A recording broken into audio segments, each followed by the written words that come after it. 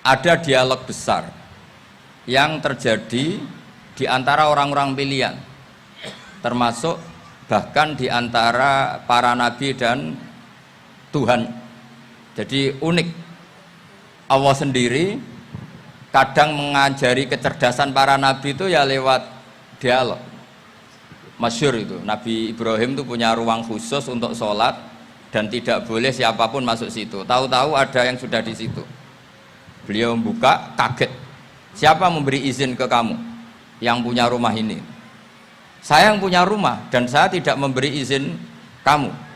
Yang memberi izin saya itu yang punya saya, kamu dan rumah ini. Yaitu Allah Ta'ala katanya. Wah, berarti kamu malaikat dong? Iya, saya malaikat Israel. Disuruh nyabut nyawa kamu kan? Ya agak sopan karena nggak pernah mondok di Salafiyah gitu, namanya malaikat Israel itu. Itu akhirnya Nabi Ibrahim bilang, wah itu keliru, Anda pasti keliru. Hal ra'aita habiban yumitu habibah, hal ra'aita khalilan yumitu khalilah. Saya ini Khalilur Rahman, saya ini kekasih Allah. Masa ada kekasih bunuh yang dikasih? Itu Israel akhirnya ngaji, masuk akal juga. Ternyata perintah ini mungkin hoax ya, pokoknya dia terus mikir akhirnya.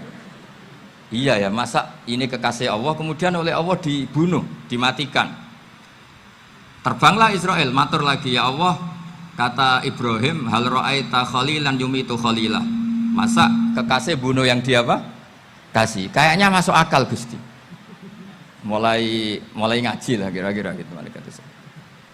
Akhirnya oleh Allah dijawab, ya sudah begini, kamu datang ke Ibrahim bilang, hal ra'aita habiban yakrahu ayyalqa habibah. Masa kekasih tidak siap ketemu yang dikasih? Nah, jadi akhirnya Nabi Ibrahim, Israel datang lagi. Logikanya sekarang enggak gitu, begini katanya, diajarin.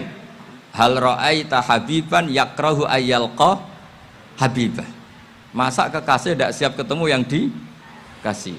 Terus kata Ibrahim, oke, ya, terus mau meninggal. Jadi kalau jenengan cinta betul sama Allah ya harus, ya tidak usah, jangan sekarang tapi. Kalau mati di rumah aja, kalau di pondok ngerepotnya kiainya nanti itu. Tapi nanti setelah punya cucu banyak lah. Nah, barokahnya baca ini, dialog-dialog orang pilihan ini akan tersibak. Karena tidak dalam semua kebaikan itu nggak ada logikanya, rata-rata ada logikanya. Misalnya begini, kalau Anda orang soleh, kemudian anak Anda pamit mau sekolah di Jerman, pilihan Anda mengizinkan apa enggak? Karena potensi jadi fasik ya tinggi, karena di tempat-tempat maksiat. Potensi berdakwah dari daerah yang untuk daerah yang tidak ada dai-nya menjadi ada. Itu mesti ulama itu berdebat. Misalnya punya anak pamit mau kembali atau keluarga. Yang satu cara berpikir optimis. Awal ada dai di beberapa negara Eropa itu ya barokahnya imigran, pekerja, mahasiswa. Dan semua itu bumi Allah, harus ada tasbih, harus ada tahmid. Dan itu harus dimulai dari kemauan atau mengizinkan anak asuh kita ke sana. Tapi di sisi yang lain potensi jadi fasik itu tinggi sekali. Pemana iman pas-pasan. Nah hal-hal seperti ini itu pasti jadi perdebatan. Dan kita harus menjawab. Dan tadi kayaknya di semua Basul Masail Pondok Salafiyah jawabnya pede semua, nggak ada ragu, nggak ada khilaf. Baguslah kalau pede. Meskipun nanti mungkin ada ulama lain yang cara berpikir apa? Berbeda. Sehingga ini saya cerita ya. Sehingga di kitab-kitab fikih, misalnya saya kok hidup di Bali sudah punya komunitas ngaji.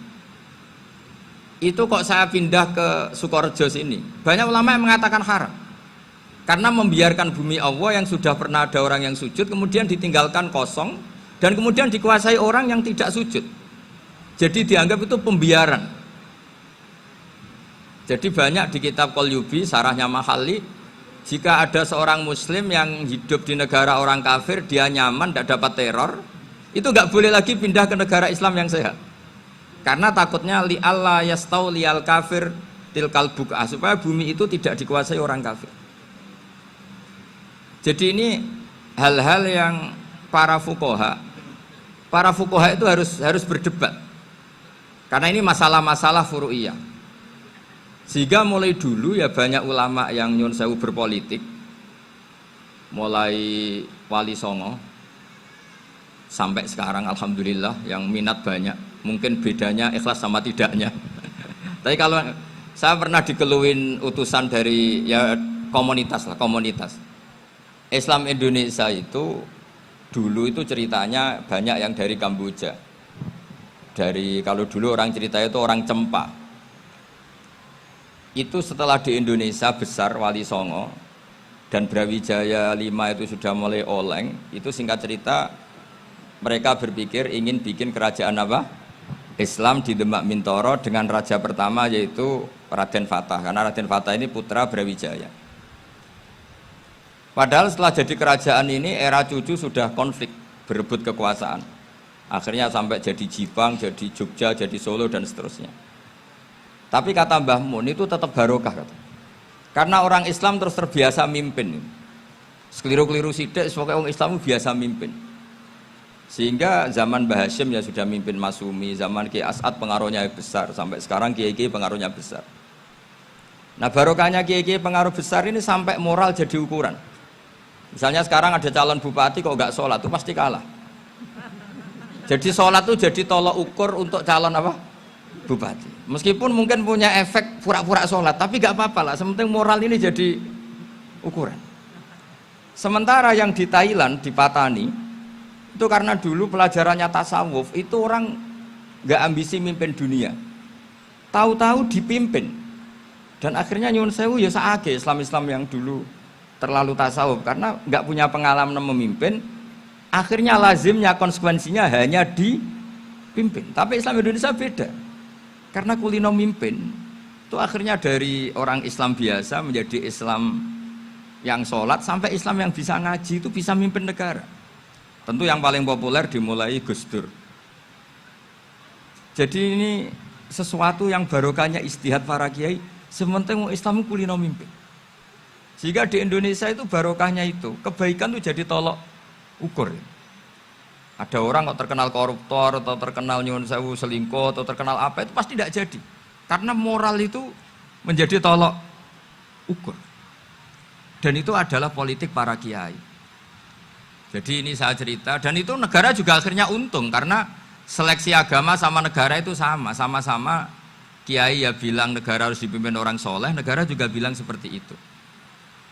Nah, ketokohan-ketokohan para beliau-beliau ini yang mau lah bekerja sama dengan umarok. Kita tahu dulu Pak Harto ya rawuh ke sini ketika Muktamar 84, rawuh ke Ki As'ad, ketika mau kembali ke Khittah juga dirembuk oleh ulama dan umarok. Dan akhirnya ini menjadi negara yang alhamdulillah semoga selalu menuju baldatun thayyibatu wa rabbun apa? Ghafur. Nah, kemudian di sini saya tabarruk dengan Said Muhammad, gurunya Kiai Haji Azaim. Saya mau cerita tentang amaliyah tadi. Saya sebetulnya nggak niat bacakan bab itu, gara-gara ada khataman jumlahnya banyak saya jadi pusing. Ini panitianya tanya, khatam betul apa enggak? Iya Gus, khatam betul. Tapi kayaknya saya tidak yakin itu. Karena saya ini kan dari pondok tahfidz itu. Biasanya anak khataman itu ya rodok bodoni itu. Wes dibaca buanter sing nyemak ya mau ndelok pojoke tok. Mergo kebanteran. Nah, akhirnya lafat-lafat yang di tengah itu enggak di apa? Baca. Tapi ya semoga dimaafkan Allah lah. Yang jelas itu enggak. Tapi saya mau cerita ya. Jadi cara berpikir Said Muhammad ini nanti juga saya teruskan di Ma'had Ali. Ini saya baca ya. Di antara yang diyakini madhab Malikiyah, ini saya baca saja teksnya. Jadi ada riwayat namanya, kalau Said Muhammad bahasakan itu Ataqoh Somadiyah. Kalau di Indonesia kadang orang bilang Al-Ataqoh Al-Kubro, yaitu dengan membaca surat Ikhlas. Di sini jumlahnya hanya 100 kali, Kila 1000 kali. Tadi berapa semua? 700 juta, ini sudah susuk banyak ini. Di sini hanya 40, riwayat lagi 100, 1000. Terus sampean tadi berapa? 800 juta. Wah, ini sudah susuk ini. Itu anak cucu sampean pasti masuk surga itu kalau gitu. Ini saya baca, ini kitabnya Sayyid Muhammad ini. Suratul Ikhlasi wal Itqu minan nar. Akhrajat Tabrani fil Kabir an Fairuz ad-Dailami wa Ibnu Uftin Najasi. Waqad khadaman Nabiyya sallallahu alaihi wasallam. Orang ini jadi khadimnya Nabi. Qala Rasulullah sallallahu alaihi wasallam, "Man qara'a qul huwallahu ahad mi'ata marratin fi shalat ghairiha katabahu lahu bara'atan minan nar." Ini hanya berapa ini? Mi'ata marrah. Berarti kalau satu orang itu cukup 100. Tadi sudah untuk 7 turunan tadi untuk orang berapa? Ya, untuk 7 turunan cukup ya? Cukup. Untuk 7 turunan. Ya sudah. Susuk ini sudah susuk ini. Aduh, ribet ini. Nah ini tak cari pembenarannya, ini supaya keren. Ini di halaman 188 Abwabul Farad. Warwa Ibrahim bin Muhammad al-Khiyari fi fawaitihi an Khudzaifa marfu'an. Man qara'a qul huwallahu ahad alfa marratin faqad ishtara nafsahu minallah. Berarti 100, ada riwayat lagi 1000. Nanti tak carikan lagi yang berapa? 1 miliar mungkin. Jangan banyak-banyak. Nah ini saya baca ya. Wa hadzal adatu huwa al-ma'rufu bi ataqatis somadiyah. Wa qad nassa jama'atun mutaakhiril malikiyah ala istihbabi ataqatis somadiyah. Wa haddu ala qiraatiha wa istimaliha. Minhum Asy-Syaikh Abdus Salam Al-Asmar sak teruse ini. Jadi kullu haula'i istahabbu ataqatas somadiyah ma'atirafi ba'dihim kal misnawi bi syiddati fi hadisiha. I'timadan ala anna hadza minal fadha'il allati yutasahalu fiha. Faman sa'a yasta'milaha roja'a khusula ma fiha fala ba'sa bidzalik ala syarti alla ya'taqida thubuta dzalika anin nabi sallallahu alaihi wasallam hatta la yaqa fil kitsbi alaihi. Jadi intinya itu silahkan Anda bikin jumlah sesuai versi Anda. Yang penting Anda jangan kampanye kalau itu perintah Kanjeng Nabi Muhammad sallallahu alaihi wasallam. Karena kalau kamu atasnamakan Nabi kemudian jumlahnya sampai 800 berapa? 800 juta, berarti Nabi mengajarkan masyaqqah pada umatnya. Jadi cukup yang riwayat itu di sini hanya 100 sama 1000. Jadi kalau jumlah tadi untuk 7 apa? Turunan. Jadi kamu harus ditutup dengan doa, ya Allah, semua itu bukan untuk saya tapi untuk 7 turunan. Tolong catat ya Allah, karena itu. Jadi artinya gini loh ya, orang Indonesia yang sering mempraktekkan ataqosomadiyah itu bukan tanpa dalil. Ternyata dalam madzhab Maliki, saya masih ingat ketika mbah saya kandung, bapaknya bapak, asmane Mbah Nur Syam, itu wasiatnya minta dibacakan 4.000. Yang baca pas itu ya bapak sama anak-anaknya. Dan kemudian alhamdulillah zaman akhir itu mulai agak ngawur. Kalau ada acara itu wong liya kon maca anake mlebu metu gak melok maca. Itu keliru, saya jamin itu keliru. Saya sering kalau mimpin di rumah, kalau yasinan di tonggo-tonggo kok anaknya gak maca, saya keluar. Bapakmu wong liya kon maca, kata saya gitu. Jadi itu menurut saya itu yang jelas, saya sampai ngisi begini. Yang ada riwayatnya itu idza mata ibnu adam in qata amaluhu illa min salasin shadaqatin jariyah au ilmin yuntafa'u bi aw waladin sholihin yatullah. Itu ndak ada di hadis au kiyayin sholihin yatullah kata. Yang ada itu awaladin apa? Sholihin. Jadi anaknya harus ikut, kalau ndak ada usah kata. Akhirnya anaknya udah wedi, nggih Gus nggih. Akhirnya tak kei jagung paling akeh, kula mendet sithik. Wong aku ora anake kok. Kadang-kadang enggak, orang lain baca buahnya anaknya mau mlebu metu mau enggak no tamu mbek rokokan. Itu harus ditobatkan itu. Keliru itu.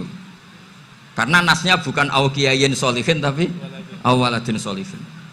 Ini bukan provokator, ini memang ya harus seperti itu.